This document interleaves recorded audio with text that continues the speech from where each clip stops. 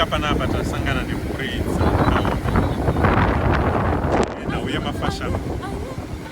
Dambudziko guru ratanzwa panapa nderekuti dzimba dzakaafektwa ndedziya dzakavakwa pamawetlands, asi vanhu vatakurukura navo vakaafektwa vari kuti ivo vakanzi vagare ipapo vanotobhadhara marenzi avo. Saka dambudziko guru riri panapa nderekuti iro dzimba dzakapinda mvura, chikafu chakaenda, magumbeze akanyorova.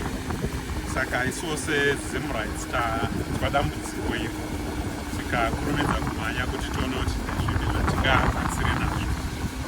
Saka tadedicata sende yedu yepahead office kuti vane zvipo zvavanoda kuunza vaunze ipapo. Tataura nasocial worker ari pachikoro panochengetwa bridge.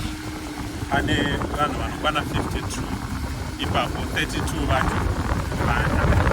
Panodiwa chikafu vakaita sechingwa, panodiwa zvekare magumbeze kuti vange vachikwanisa kuti vange vachibatsirika. Iri idambudziko risiri kupera iko zvino, idambudziko richaramba riripo rain season yese, nekuda kwekuti about 90 families, about 40 houses affected. Saka dambudziko irori rinoda kuti tinge tichibatsirana sekure Zimbabwe. Maonero achaita ndeyekuti vanhu vanotanga kukandirana nyoka mbenyu nguva yakaita seiyo. Tinofunga kuti chakakosha ndechekuti tinge tichibatsirana kubatsirana. Tozotaura nenyoka mbenyu kana tinge